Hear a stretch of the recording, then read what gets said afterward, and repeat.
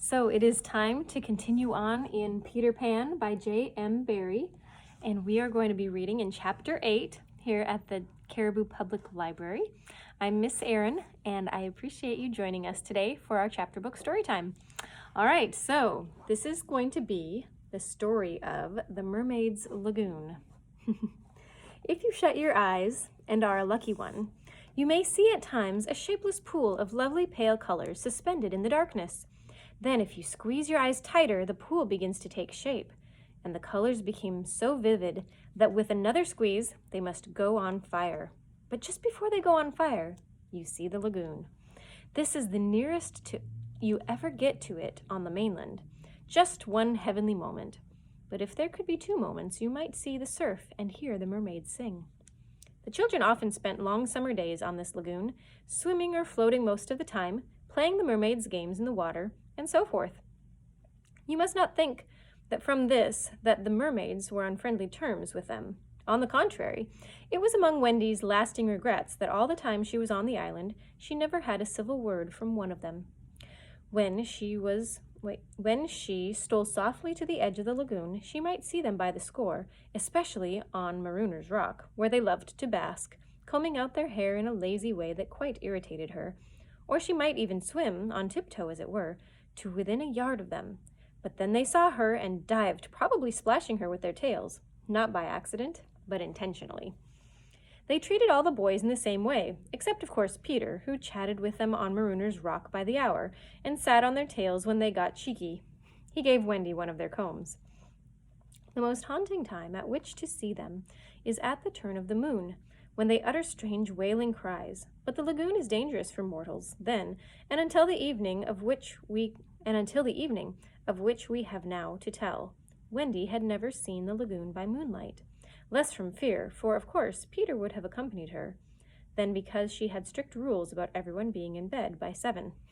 She was often at the lagoon, however, on sunny days after rain, when the mermaids come up in extraordinary numbers to play with the bubbles. The bubbles of many colors made in rainbow water they treat as balls, hitting them gaily from one to another with their tails, and trying to keep them in the rainbow until they burst. The goals are at each end of the rainbow, and the keepers only are allowed to use their hands. Sometimes a dozen of these games will be going on in the lagoon at a time, and it was quite a pretty sight. Here's a picture of Peter with the mermaids in the lagoon.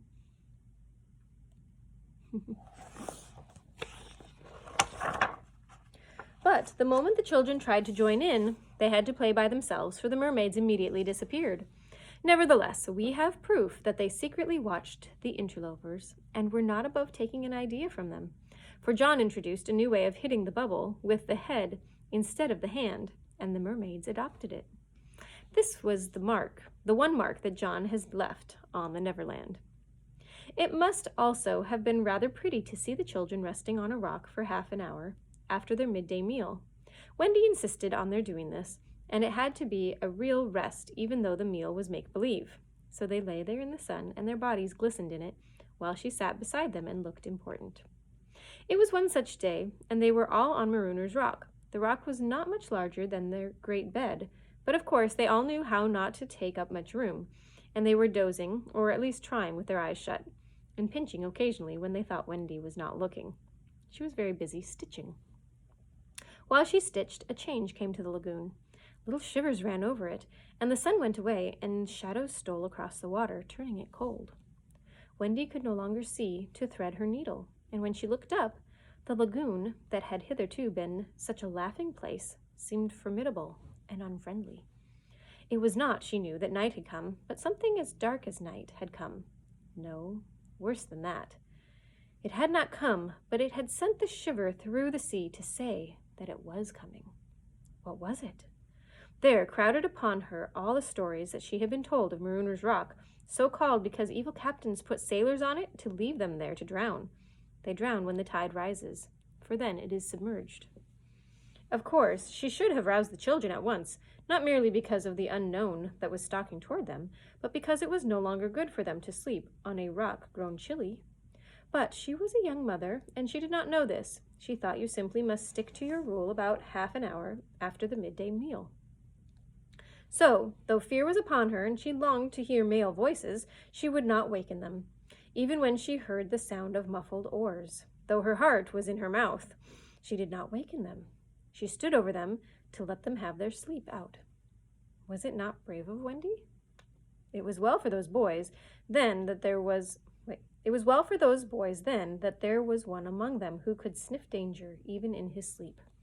Peter sprang erect, as wide awake at once as a dog, and with one warning cry he roused the others. He stood motionless, one hand to his ear. "Pirates!" he cried. The others came closer to him. A strange smile was playing about his face, and Wendy saw it and shuddered. While that smile was on his face, no one dared address him. All they could do was stand ready to obey. The order came sharp and incisive. "Dive!" There was a gleam of legs, and instantly the lagoon seemed deserted. Marooners Rock stood alone in the forbidding waters, as if it were itself marooned. The boat drew nearer. It was the pirate dinghy, with 3 figures in her, Smee and Starkey, and the third a captive, no other than Tiger Lily. Her hands and ankles were tied, and she knew what was to be her fate. She was to be left on the rock to perish, an end to one of her race, more terrible than death by fire or torture, for is it not written in the book of the tribe that there is no path through water to the happy hunting ground? Yet her face was impassive. She was the daughter of a chief. She must die as a chief's daughter. It is enough.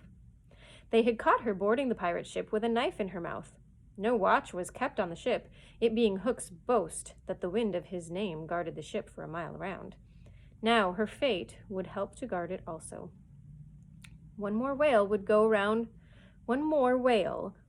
the round in that wind by night. In the gloom that they had brought with them, the 2 pirates did not see the rock until they had crashed into it. "Luff, you lubber!" cried an Irish voice that was Smee's. "Here's the rock. Now, then, what we have to do is to hoist the redskin onto it and leave her there to drown." It was the work of one brutal moment to land the beautiful girl on the rock. She was too proud to offer a vain resistance. Quite near the rock, but out of sight, 2 heads were bobbing up and down, Peter's and Wendy's. Wendy was crying, for it was the first tragedy that she had seen. Peter had seen many tragedies, but he had forgotten them all. He was less sorry than Wendy for Tiger Lily. It was 2 against 1 that angered him, and he meant to save her. An easy way would have been to wait until the pirates had gone, but he was never one to choose the easy way. There was almost nothing he could do, or he could not do, and now he imitated the voice of Hook. "Ahoy there, ye lubbers!" he called. It was a marvelous imitation. "The captain," said the pirates, staring at each other in surprise. "He must be swimming out to us," Starkey said, when they had looked for him in vain. "We are putting the redskin on the rock," Smee called out. "Set her free," came the astonishing answer. "Free?" "Yes, cut her bonds and let her go." "But, Captain—" "At once, d'ye hear?" cried Peter, "or I'll plunge my hook in you."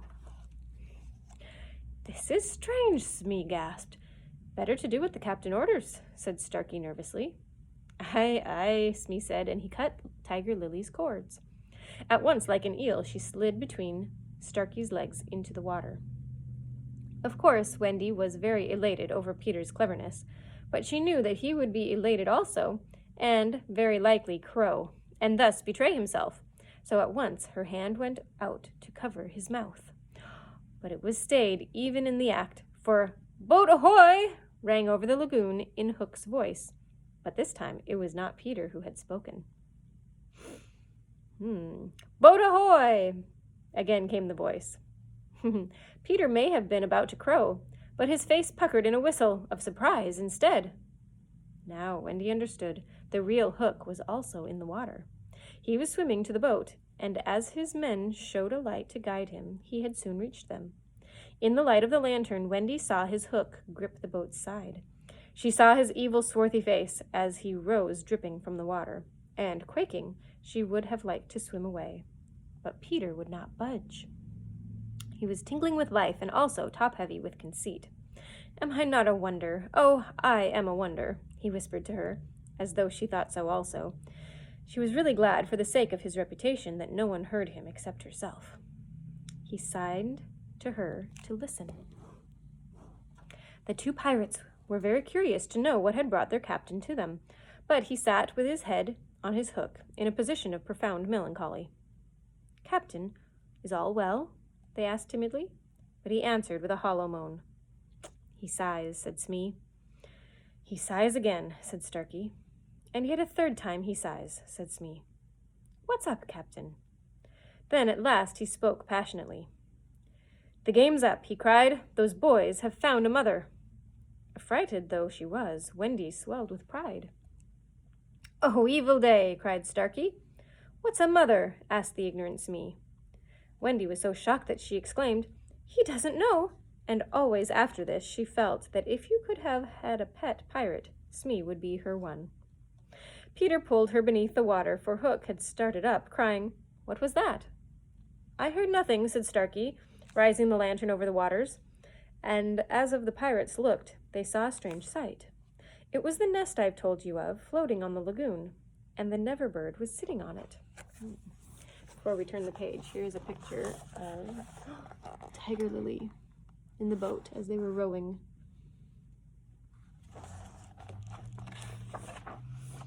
"See," said Hook in answer to Smee's question, "that is a mother. What a lesson! The nest must have fallen into the water, but would a mother desert her eggs? No." There was a break in his voice, as if for a moment he recalled innocent days when... But he brushed away his weakness with his hook. Smee, much impressed, gazed at the bird as the nest was borne past. But the more suspicious Starkey said, "If she is a mother, perhaps she is hanging about here to help Peter." Hook winced. "Aye," he said, "that is the fear that haunts me." He was roused from his dejection by Smee's eager voice. "Captain," said Smee, "could we not kidnap these boys' mother and make her our mother?" "It is a princely scheme," cried Hook, and at once he took practical shape in his great brain. "We will seize the children and carry them to the boat. The boys we will make walk the plank, and Wendy shall be our mother." Again Wendy forgot herself. "Never!" she cried, and bobbed. What was that? But they could not see. They thought it must have been but a leaf in the wind. "Do you agree, my bullies?" asked Hook. "There is my hand on it," they both said. "And there is my hook. Swear." They all swore. By this time they were on the rock, and suddenly Hook remembered Tiger Lily. "Where is the redskin?" he demanded abruptly. He had a playful humor at moments, and they thought this was one of the moments. "That is all right, Captain," Smee answered complacently. "We let her go." "Let her go?" cried Hook. "'Twas your own orders," the boatswain faltered. "You called over the water to have us let her go," said Starkey. "Brimstone and gall," thundered Hook. "What cozening is here?" His face had gone black with rage, but he saw that they believed their words, and he was startled. "Lads," he said, shaking a little, "I gave no such order." "It is passing strangely," Smee said, when they all fidgeted uncomfortably. Hook raised his voice, but there was a quiver in it. "Spirit that haunts the Stark Lagoon tonight," he cried. "Do you hear me?" Of course, Peter should have kept quiet, but of course he did not. He immediately answered in Hook's voice. "Odds bobs, hammers and tongs, I hear you." In that supreme moment, Hook did not blanch, even at the gills, but Smee and Starkey clung to each other in terror. "Who are you, stranger? Speak." "I am James Hook," replied the voice, "captain of the Jolly Roger." "You are not. You are not," Hook cried hoarsely. "Brimstone and gall," the voice retorted. "Say that again, and I'll cast anchor in you." Hook tried a more ingratiating manner. "If you are Hook," he said almost humbly, "come tell me, who am I?" "A codfish," replied the voice. "Only a codfish." "A codfish?" Hook echoed blankly, and it was then, but not until then, that his proud spirit broke. He saw his men draw back from him. "Have we been captained all this time by a codfish?" they muttered. "It is lowering to our pride." They were his dogs snapping at him, but, tragic figure though he had become, he scarcely heeded them. Against such fearful evidence, it was not their belief in him that he needed, it was his own. He felt his ego slipping from him. "Don't desert me, bully," "Oh, don't desert me, bully," he whispered hoarsely to it. In his dark nature, there was a touch of the feminine, and in all of the greatest pirates, and it sometimes gave him intuitions. Suddenly, he tried the guessing game. "Hook," he called, "have you another voice?" Now Peter could never resist a game, and he answered blithely in his own voice, "I have." "And another name?" "Aye, aye." "Vegetable?" asked Hook. "No." "Mineral?" "No." "Animal?" "Yes." "Man?" "No." This answer rang out scornfully. "Boy?" "Yes." "Ordinary boy?" "No." "Wonderful boy?" To Wendy's pain, the answer that rang out this time was, "Yes." "Are you in England?" "No." "Are you here?" "Yes." Hook was completely puzzled. "You ask him some questions," he said to the others. "Oh, you ask him some questions," he said to the others, wiping his damp brow. He's trying to figure out who is this voice. Smee reflected. "I can't think of a thing," he said regretfully. Can't guess, crowed Peter. "Do you give it up?" Of course, in his pride, he was carrying the game too far, and the miscreants saw their chance. "Yes, yes," they answered eagerly. "Well then," he cried, "I am Peter Pan." Pan!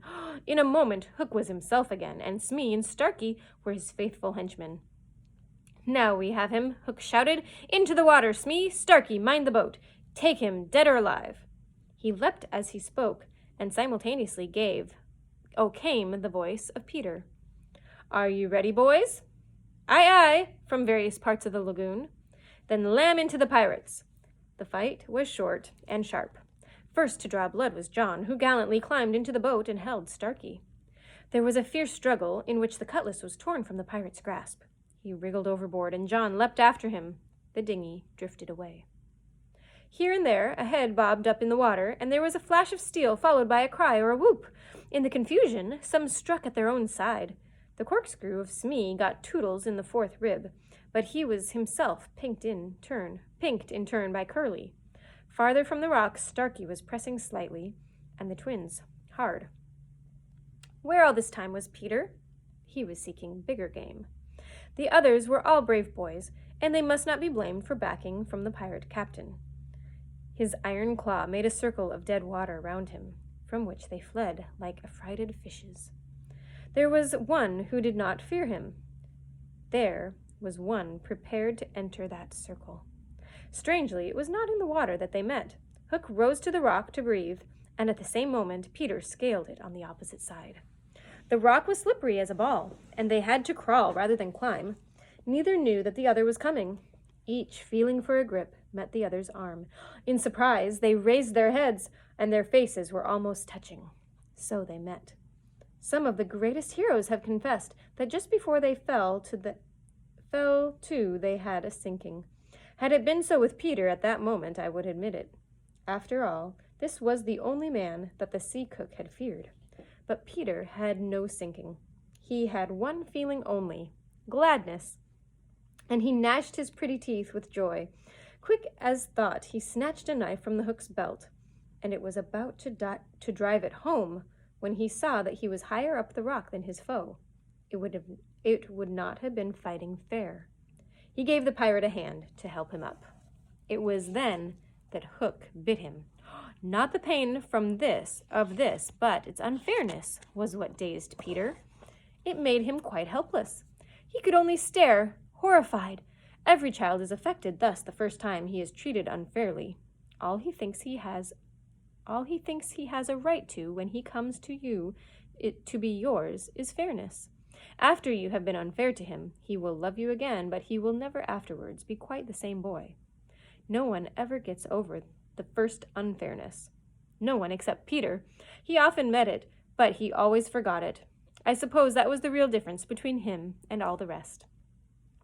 So when he met it now, it was like the first time, and he could just stare, helpless. Twice the iron hand clawed at him. A few minutes afterwards, the other boys saw Hook in the water, striking wildly for the ship. No elation in his pestilent face now, only white fear, for the crocodile was in dogged pursuit of him. On ordinary occasions, the boys would have swum alongside cheering, but now they were uneasy, for they had lost both Peter and Wendy, and were scouring the lagoon for them, calling them by name. They found the dinghy and went home in it, shouting, "Peter! Wendy!" as they went, but no answer came, save mocking laughter from the mermaids. "They must be swimming back, or flying," the boys continued. They were not very anxious. They had such faith in Peter. They chuckled, boy-like, because they would be late for bed, and it was all Mother Wendy's fault. When their voices died away, there came cold silence over the lagoon, and then a feeble cry. "Help! Help!" 2 small figures were beating against the rock. The girl had fainted and lay on the boy's arm.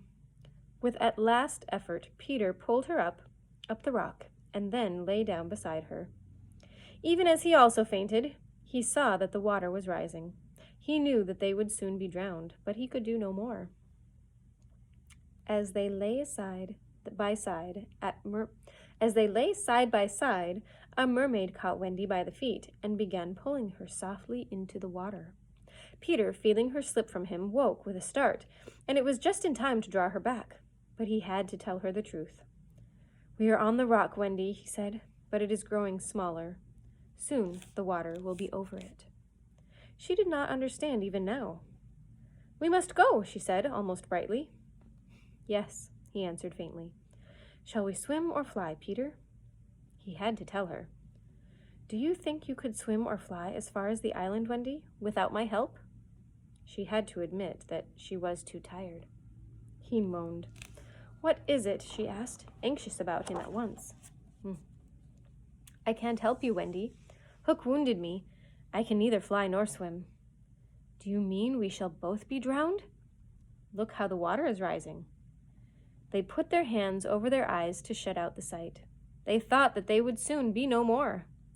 As they sat thus, something brushed against Peter as light as a kiss, and stayed there as if saying timidly, "Can I be of any use?" It was the tail of a kite, which Michael had made some days before. It had torn itself out of his hand and floated away. "Michael's kite," Peter said.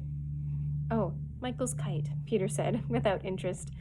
But next moment he had seized the tail and was pulling the kite toward him. "It lifted Michael off the ground," he cried. "Why should it not carry you?" "Both of us." "It can't lift 2. Michael and Curly tried." "Let us draw lots," Wendy said bravely. "And you a lady. Never." Already he had tied the tail around her. She clung to him and refused to go without him.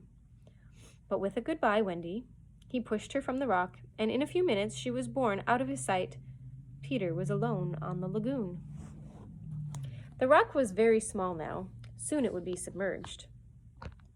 Pale rays of light tiptoed across the waters, and by there was to be heard a sound, at once the most musical and the most melancholy in the world.